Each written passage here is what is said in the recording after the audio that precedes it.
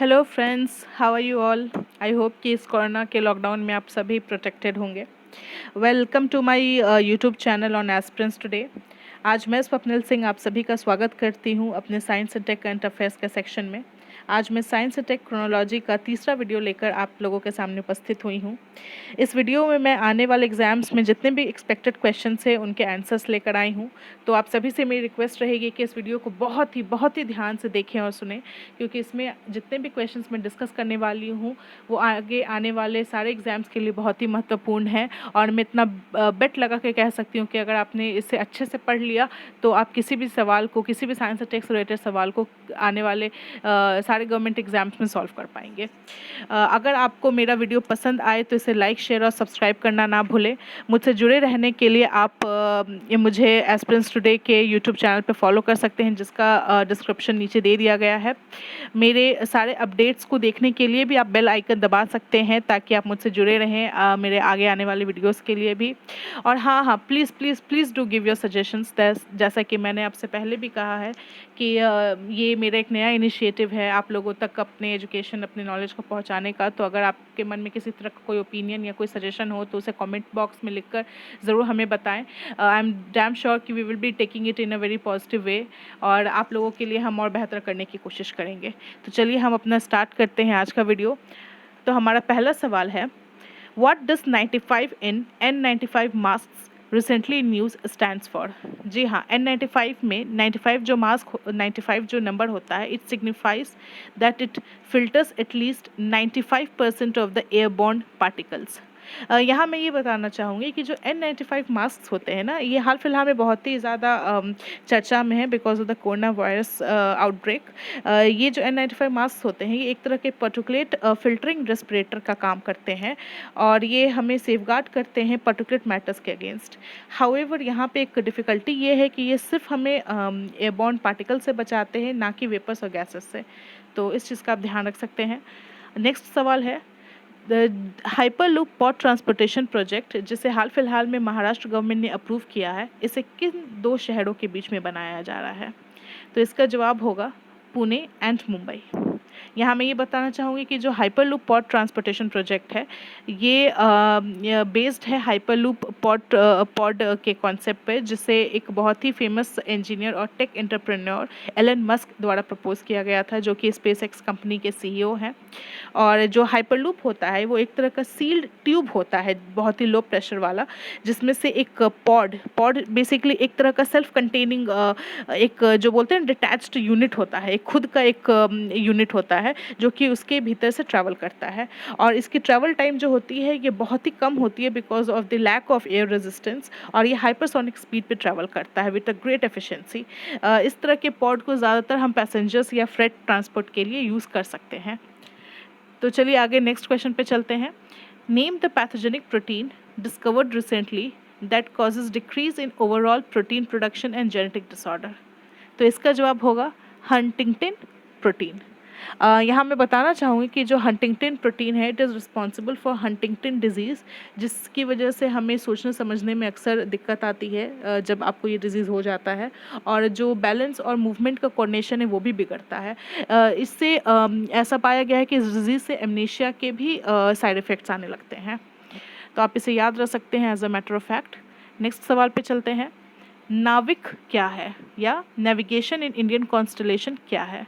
तो जवाब है it is an Indian regional navigation satellite system IRNSS to provide continuous surveillance of the Indian subcontinent. जी हाँ, नाविक काफ़ी फेमस एक सर्वेलेंस सिस्टम है जिसे इसरो के द्वारा डेवलप किया गया है। इस कॉन्स्टलेशन में लगभग 8 सैटेलाइट्स हैं जिनमें जो कि दो तरह की सर्विसेज प्रोवाइड करती हैं। एक जिसे हम कहते हैं स्टैंडर्ड पोजीशनिंग सर्विसेज, और दूसरा जिसे हम कहते हैं रेस्ट्रिक्टेड सर्विसेज। जैसा कि नाम इसका पता चलता है कि standard positioning services is accessible to all kind of people, और जबकि रेस्ट्रिक्टेड सर्विसेज है ये चंद ही तरह के ऑर्गेनाइजेशंस के लिए एक्सेसिबल है। तो नेक्स्ट क्वेश्चन पे हम चलते हैं। बायो इनोक्यूलेंट्स क्या हैं, व्हाट आर बायो इनोक्यूलेंट्स। तो इसका जवाब है स्ट्रेन्स ऑफ बैक्टीरिया, एल्गी और फंगी। यहाँ मैं एक चीज़ बताना चाहूँगी कि जो ये बायो इनोक्युलेंट्स है ना, ये एक तरह के नेचुरल फर्टिलाइज़र्स होते हैं, क्योंकि ये क्या करते हैं ना कि एटमॉस्फेयर में जो नाइट्रोजन होता है उसको लेते हैं और उससे नाइट्रेट बनाते हैं, और साथ ही में जिंक और फॉस्फोरस की भी अवेलेबिलिटी इंश्योर करते हैं in the soil for the plants to take it from them. तो इसी वजह से एक तरह का फर्टिलाइज़र का काम करते हैं, और काफ़ी अभी हाल फिलहाल में ये पॉपुलर है in the biological culture of soil. Next सवाल है, fuel cells convert chemical energy into, तो इसका जवाब होगा इलेक्ट्रिकल एनर्जी। जी हाँ, फ्यूल सेल्स केमिकल से इलेक्ट्रिकल एनर्जी बनाते हैं। ये हाल फिलहाल में न्यूज़ में इसलिए था क्योंकि PEMFC, जिसे हम polymer electrolyte membrane fuel cells भी कहते हैं, इस टेक्नोलॉजी का यूज़ किया जा रहा है to manage the natural disasters. So आप इसे भी as a matter of fact याद रख सकते हैं, बहुत सारे एग्जाम्स में ये फैक्चुअल क्वेश्चन आ सकता है। नेक्स्ट सवाल है, उस जीन एडिटिंग टूल का नाम बताइए जिसे हाल फिलहाल में पहली बार यूज़ किया गया था टू ट्रीट ब्लाइंडनेस। तो इसका जवाब है क्रिस्पर या clustered regularly interspaced short palindromic repeats. जी हाँ, क्रिस्पर। यहाँ मैं ये बताना चाहूँगी कि जो क्रिस्पर है वो एक टाइप का एंजाइम होता है which belongs to a family of DNA sequences, जिसे हम प्रोकैरियोटिक ऑर्गेनिजम्स जैसे कि बैक्टीरिया में पाते हैं। ये जो जीन एडिटिंग होती है एक ऐसा मेथड है जिसके द्वारा हम ऑर्गेनिज्म की जो जीन्स है उसमें जो है बदलाव करते हैं ताकि हम डिजीज़ को ट्रीट कर सकें, और CRISPR is used for that kind of purpose only in an organism. तो आप याद रख सकते हैं, ये बहुत ही इम्पोर्टेंट सवाल है। नेक्स्ट सवाल है, स्वेल सर्ज किस वजह से होते हैं? स्वेल सर्ज होते हैं सरफेस ग्रेविटी की वजह से। तो यहाँ पे मैं ये बताना चाहूँगी कि जो स्वेल सर्ज होते हैं वो एक तरह के सरफेस ग्रेविटी वेव्स होते हैं जो कि ओशंस में आते हैं, लेकिन इनका एक बहुत ही सिग्निफिकेंट जो फीचर होता है वो ये होता है कि ये they are caused because of the distant weather systems, मतलब यहाँ अपने आसपास के जो वेदर है उसको वो अफेक्ट नहीं करते, वहाँ पे कोई नोटिसेबल चेंज नहीं लाते किसी तरह के लोकल विंड में या कोस्टल एनवायरनमेंट में, लेकिन हाँ ये बहुत ही ज़्यादा डैमेजिंग होते हैं इन द कोस्टल रीजन्स जहाँ भी ये स्वेल सर्ज आते हैं। तो नेक्स्ट सवाल पे चलते हैं, GSAT-1 is a type of, GSAT-1 is a type of geo imaging satellite. जी हाँ, इसका जवाब है जियो इमेजिंग सैटेलाइट। जो GSAT-1 है इसे मेनली लॉन्च किया गया था इंडियन सब कॉन्टिनेंट पे, ताकि उस जो इंडियन सब कॉन्टिनेंट का है वो सर्वेलेंस की जा सके और फास्ट इमेजिंग की जा सके। साथ ही हाल फिलहाल में जो हमारे बॉर्डर पे बहुत सारे डिस्प्यूट्स होते हैं सिक्योरिटी से रिलेटेड या टेररिस्ट इन्फिल्ट्रेशन से रिलेटेड, तो उनको भी नज़र में रखने के लिए GSAT-1 को लॉन्च किया गया है। नेक्स्ट सवाल है, which ministry has recently developed the concept of apiary on wheels to make bee keeping simpler and easier for migration.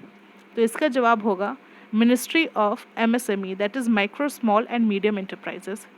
जी हाँ, यहाँ मैं ये बताना चाहूँगी कि जो बी कीपिंग होती है या जिसे बोलते हैं मक्खी पालन, मधुमक्खी पालन शहद के लिए, ये बहुत ही लेबोरियस टास्क होता है जैसा कि आप जानते ही होंगे, क्योंकि देखते हैं ना बी बॉक्सेस को उठाना, उसे स्ट्रैटेजिक पोजीशन में रखना, उसको माइग्रेट करवाना एक जगह से दूसरी जगह, फिर बीज को पालना, ये सब बहुत ही एक हेक्टिक वर्क होता है। तो इसके सपोर्ट के लिए इस मिनिस्ट्री ने नेशनल हनी मिशन 2017 के अंतर्गत एपियरी ऑन व्हील्स नाम का कॉन्सेप्ट को लॉन्च किया है।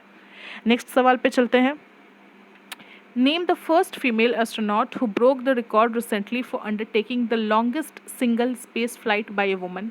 जी हाँ, इनका नाम था Christina Koch of USA। Christina Koch जो है वो एक नासा के एस्ट्रोनॉट है जिन्होंने 328 दिन लगभग स्पेस में गुजारे हैं at the international space station ISS, और इन्होंने जिन महिला का पहले का रिकॉर्ड तोड़ा है उनका नाम है पेगी वॉटसन। तो ये भी एक बहुत ही फैक्चुअल सवाल है, बहुत सारे एग्जाम्स में पूछा जा सकता है, तो आप इसे ज़रूर याद रखें। नेक्स्ट सवाल है, उस वायरस स्ट्रेन का नाम बताइए जिसकी वजह से स्वाइन फ्लू होता है। तो इसका जवाब होगा H1N1। ये एक बहुत ही पॉपुलर सवाल है, अक्सर बहुत सारे एग्जाम्स में पूछा जा चुका है और आगे भी बहुत सारे एग्जाम्स में पूछा जा सकता है, तो इसे आप याद रख सकते हैं। साथ ही याद रखें कि स्वाइन फ्लू जो है वो पिग्स से फैलता है। नेक्स्ट है, name the recently discovered ultra massive galaxy that had originated from the early universe and became inactive later. तो इसका जवाब होगा गैलेक्सी XMM 2599।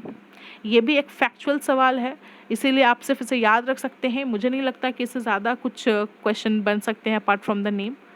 नेक्स्ट सवाल है, उस स्पेसक्राफ्ट का नाम बताइए जिसे नासा और ईएसए या यूरोपियन स्पेस एजेंसी के द्वारा भेजा जा रहा है to probe the sun's poles and its violent eruptions. तो इस स्पेसक्राफ्ट का नाम है सोलर ऑर्बिटर।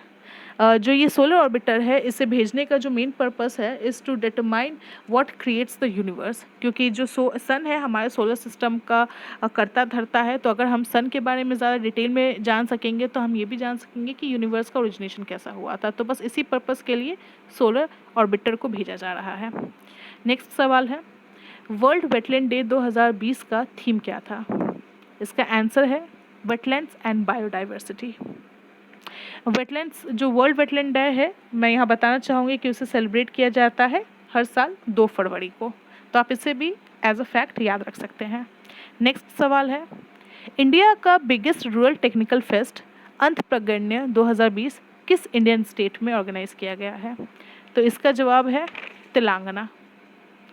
ये एक 3 दिन का फेस्टिवल होता है और इसकी जो इस बार की थीम थी वो था spot and encourage rural technical investors. तो ये भी आप याद रख सकते हैं साथ में एज अ ट्रिविया।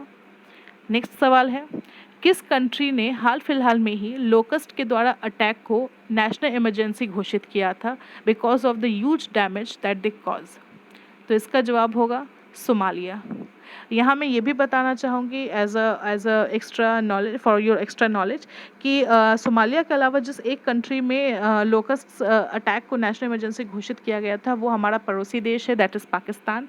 साथ ही ये भी बताना चाहूँगी कि जो लोकस्ट होते हैं ये एक तरह के इंसेक्ट होते हैं जो क्रॉप्स को बहुत ज़्यादा डैमेज कर देते हैं। आपने अक्सर सुना होगा कि जो दुनिया के बहुत ही वल्नरेबल एरियाज़ होते हैं, वल्नरेबल या गरीब जो देश होते हैं, वहाँ अक्सर खाने की कमी पड़ जाती है because of the attack by some kind of insects in the fields. तो जो ये इंसेक्ट्स होते हैं इन्हें ही हम लोकस्ट कहते हैं।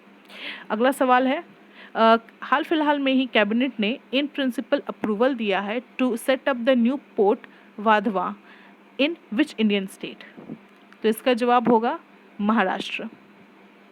नेक्स्ट सवाल है, इंडिया का पहला ग्लास फ्लोर ब्रिज जो कि एक आइकॉनिक सस्पेंशन ब्रिज जिसे हम लक्ष्मण झूला के नाम से जानते हैं को रिप्लेस करने वाला है in which place, in which Indian city? तो इसका जवाब है ऋषिकेश इन उत्तराखंड। यहाँ मैं ये बताना चाहूँगी कि लक्ष्मण झूला के बारे में मुझे लगता है आप में से काफ़ी लोग जानते होंगे क्योंकि एक बहुत ही अट्रैक्टिव टूरिस्ट डेस्टिनेशन या टूरिस्ट स्पॉट है इन ऋषिकेश उत्तराखंड और एक स्नेक ब्यूटी की जगह है। लेकिन 2019 में सेफ्टी रीजंस की वजह से इसे बंद कर दिया गया था क्योंकि ऐसा पाया गया कि ये काफ़ी वीक हो चुका है। तो इसीलिए हाल फिलहाल में ही इंडिया का जो first of its kind glass floor bridge है वो उसके रिप्लेस करने के लिए बनाया जा रहा है। नेक्स्ट सवाल है, 22वां edition of Indian international sea food show IISS 2020 with a theme Blue Revolution Beyond Production to Value Addition is commenced at? The answer is Kochi, Kerala. Next सवाल है, फरवरी 2020 में डिपार्टमेंट ऑफ टेलीकम्युनिकेशन ने टाटा सर्विसेज का मर्जर घोषित किया था एक बहुत ही बड़े टेलीकॉम जाइंट के साथ। वो कौन सा टेलीकॉम जाइंट है? तो इसका जवाब है भारती एयरटेल। नेक्स्ट सवाल है, which metro has become countries second largest operational metro recently with operational distance of 69.3 kilometres? जी हाँ, इसका सीधी जवाब होगा हैदराबाद मेट्रो रेल। ये सारे फैक्चुअल क्वेश्चंस थे तो आप इसे भी याद रख सकते हैं। नेक्स्ट सवाल है हमारा, name the Indian army major जिन्होंने हाल फिलहाल में ही दुनिया का पहला बुलेट प्रूफ हेलमेट तैयार किया है that can stop AK-47 bullet from a distance less than 10 metres? तो इसका जवाब होगा Anoop Mishra.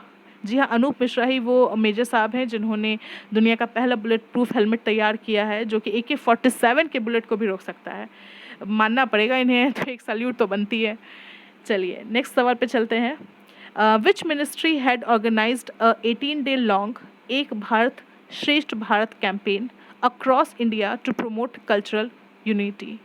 The answer is ministry of information and broadcasting.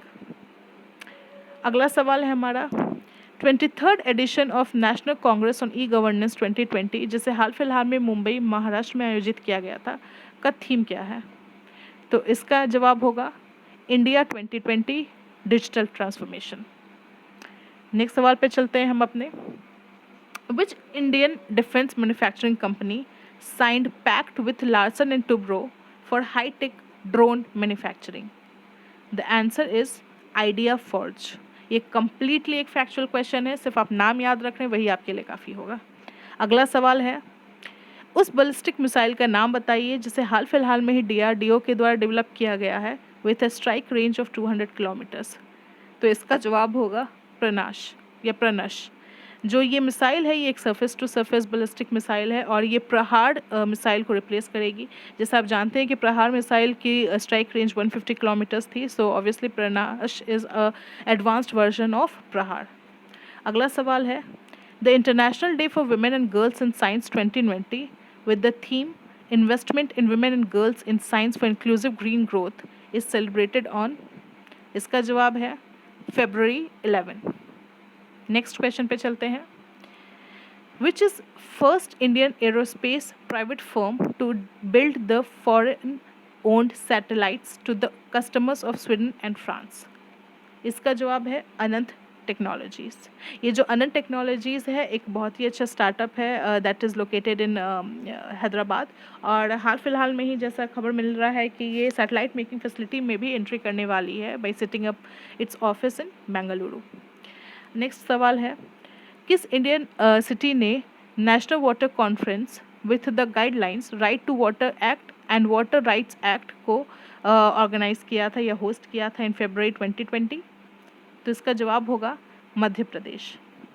अगला सवाल है, वर्ल्ड रेडियो डे 2020 जिसे हम 13 फरवरी को सेलिब्रेट करते हैं का थीम क्या था? तो इसका जवाब होगा रेडियो एंड डाइवर्सिटी। अगला सवाल है, which is India's first railway station to add 5-star hotel on the tracks to be completed by December 2020? तो इसका जवाब था गांधीनगर रेलवे स्टेशन। जी हाँ, गांधीनगर रेलवे स्टेशन ही वो पहला रेलवे स्टेशन जहाँ एक 5-star होटल आने वाला है ऑन इट्स ट्रैक्स, और जैसा कि खबरें आ रही हैं ये first of its kind experiment होगा इंडिया का, जिसे बहुत ही एक famous hotel chain that is the Leela group complete करने वाला है। तो आप इसे भी याद रख सकते हैं। अगला सवाल है, name the person who has been appointed as the chairman of the new space India limited that is NSIL in February 2020? तो इसका जवाब होगा जी नारायणन।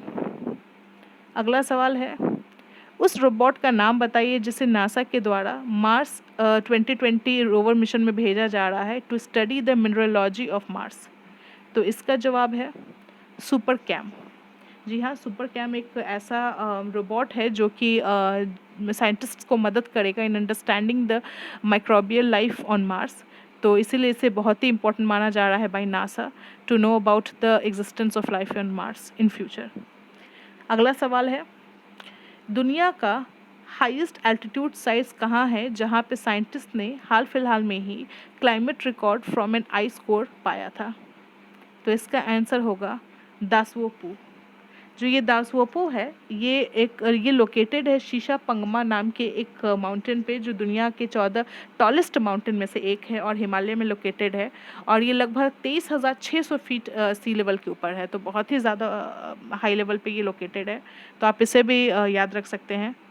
नेक्स्ट है, किस स्टेट के द्वारा मुक्ति कारवां नाम का कैंपेन लॉन्च किया गया है to mobilise the people against child trafficking with a focus on generating awareness? तो इसका जवाब होगा राजस्थान। जी हाँ, राजस्थान में इस मुक्ति कारवा को लॉन्च किया गया है, और ये इसे लॉन्च करने वाले हैं वो Rajasthan police in collaboration with the Kailash Satyarthi children's fund.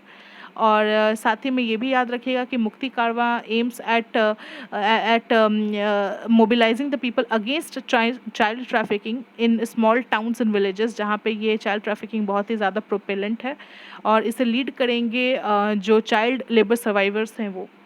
तो इसे भी आप एक बहुत ही इंपॉर्टेंट सवाल बनता है यहाँ पे एक किसी भी MCQ का, तो आप इसे याद रख सकते हैं।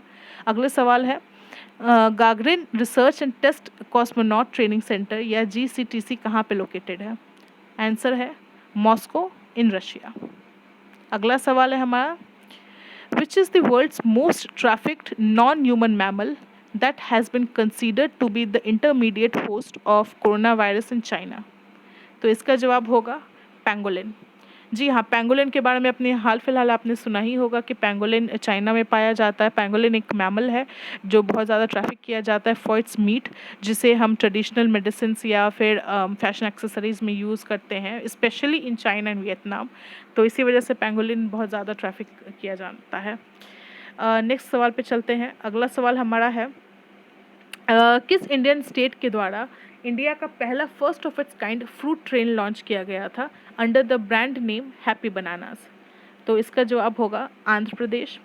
यहाँ मैं ये बताना चाहूँगी कि जो ये फ्रूट ट्रेन लॉन्च किया गया था, इस पे लगभग 980 मेट्रिक टन तक के बनानास लादे गए थे और उम्मीद की जा रही थी कि ये ट्रैवल करेगा between the states of Anantapur and Kadapa district, sorry, between the districts of Anantapur and Kadapa in Andhra Pradesh. और ये अपने तरह का एक पहला फ्रूट ट्रेन है, तो ऑब्वियसली ये काफ़ी पॉपुलर भी हुआ इस वजह से। नेक्स्ट सवाल पे चलते हैं। Which is first Indian state to launch doorstep pension delivery scheme in February 2020? तो इसका जवाब है आंध्र प्रदेश। नेक्स्ट सवाल है, इंडियन ओरिजिन टेकी अरविंद कृष्ण, जिन्हें हाल फिलहाल में सीईओ चुना गया है, लेकिन आपको नाम बताना है उस इंफॉर्मेशन टेक्नोलॉजिकल जायंट कंपनी का जिसके ये सीईओ चुने गए हैं। तो इसका जवाब होगा IBM, या जिसे हम इंटरनेशनल बिजनेस मशीन भी कहते हैं। यहाँ मैं ये ज़रूर बताना चाहूँगी कि अरविंद कृष्ण जो हैं ये थर्ड इंडियन ओरिजिन सीईओ हैं आफ्टर माइक्रोसॉफ्ट के जो सीईओ हैं हमारे सत्य नडेला, और गूगल के सीईओ हैं सुंदर पिचाई के से। आइए हम अगले सवाल पे चलते हैं। उस रोबोटिक डिवाइस का नाम बताएं जिसे CSIR के द्वारा डेवलप किया गया है to help the frontline health care workers battling corona virus. तो इसका नाम है एच कार्ड या hospital care assistive robotic device. यहाँ मैं बताना चाहूँगी कि जो ये एच कार्ड है, ये जो रोबोट है, इसका मेन काम होता है to maintain a social distance from the COVID-19 infected persons. और ये बहुत ही एक अच्छा यूज़ करने वाला रोबोट है because it is capable of working in both the automatic and manual mode. तो इसीलिए इसकी हैंडलिंग बहुत ही आसान है और ये काफ़ी यूज़फुल हो भी रहा है इस महामारी के दौरान to help the health care workers. Next सवाल पे चलते हैं। Longest living space telescope of NASA, उस का नाम बताएं जिसने हाल फिलहाल में ही अपना 30th एनिवर्सरी सेलिब्रेट किया है। तो इसका जवाब होगा हबल स्पेस टेलीस्कोप। जी हाँ, Hubble space telescope is the space telescope of NASA जिसने हाल फिलहाल में अपना 30th एनिवर्सरी सेलिब्रेट किया है। और यहाँ मैं ये भी बताना चाहूँ कि हबल स्पेस टेलीस्कोप को 1990 में लॉन्च किया गया था and it is used for research as well as for public relation maintenance. ये काफ़ी पॉपुलर हुआ था जब इसने ब्लैक होल्स के एग्जिस्टेंस को फाइंड आउट किया था in the centre of the galaxy. और आज तक का ये सबसे बड़ा और सबसे वर्सेटाइल स्पेस टेलीस्कोप में से एक माना जाता है और काफ़ी पॉपुलर भी है ये लोगों के बीच में फॉर इट्स मल्टीपल वर्क्स। तो आप इसे याद रख सकते हैं। अगला सवाल है हमारा, कॉस्मिक रीफ क्या है? तो आंसर है, cosmic reef is a group of stars that has an appearance of a coral reef. यहाँ पे मैं ये बताना चाहूँगी कि हबल स्पेस टेलीस्कोप जो है इसने हाल फिलहाल में एक कॉस्मिक रीफ को फाइंड आउट किया है इन द स्पेस। ये जो कॉस्मिक रीफ होती है ये कुछ स्टार से मिलकर बनती है, जैसा कि मैंने जवाब में भी कहा आपसे। It's a group of stars जहाँ पे हर एक स्टार जो होता है वो हमारे सोलर सिस्टम के सन से कम 10 गुना बड़ा होता है। और साथ में ही इसके इन स्टार्स के आसपास एक रेड रंग का एक ग्लो सा होता है जो कि होता है because of the presence of nitrogen and hydrogen in the space. तो आप इस कॉस्मिक रीफ के बारे में इतना याद रख सकते हैं। अगला सवाल हमारा है, हाल फिलहाल में ही ब्राज़ीलियन एस्ट्रोनॉमर्स ने 19 नए इंटरस्टेलर एस्टेरॉइड्स का पता किया है 2 प्लैनेट्स के बीच में। वो 2 प्लैनेट्स कौन से हैं? तो इसका जवाब होगा जुपिटर एंड नेपच्यून। जी हाँ, इसे भी आप as a matter of fact याद रख सकते हैं। इसमें ज़्यादा कुछ पूछने की उम्मीद तो मुझे नहीं है, इसलिए मैं आपको यहाँ कुछ बता नहीं रही हूँ, कुछ एक्स्ट्रा नॉलेज नहीं दे रही हूँ। अगला सवाल है हमारा, name the bio fortified carrots recently developed by a farmer scientist Shri Vallabh भाई बस्तम भाई मारवनिया बिलोंगिंग टू गुजरात। तो इसका जवाब होगा मधुबन गाजर। जी हाँ, मधुबन गाजर अभी हाल फिलहाल में न्यूज़ में काफ़ी बना हुआ था because of being a biofortified carrot. Biofortified carrot का मतलब ये होता है कि एक ऐसा प्रकार का कैरेट या ऐसा प्रकार का क्रॉप जिसकी न्यूट्रिशनल वैल्यू बढ़ाने के लिए उसकी ब्रीडिंग की जाती है। और ये जो ब्रीडिंग है ये 2 तरीके से की जा सकती है, जिनमें से एक होता है जो कन्वेंशनल सेलेक्टिव ब्रीडिंग होती है और दूसरी होती है जेनेटिक इंजीनियरिंग के थ्रू। तो बायोफोर्टिफिकेशन के बारे में अगर आप डिटेल में जानना चाहते हैं तो आप गूगल पे भी सर्च कर सकते हैं, अदरवाइज़ इतना इन्फॉर्मेशन काफ़ी रहेगा। एक और बात जो आप यहाँ पे याद रख सकते हैं वो ये है कि जो ये कैरेट होते हैं they are very rich in beta carotene and iron, तो इसीलिए ये काफ़ी ज़्यादा न्यूट्रिशनल कहे जाते हैं।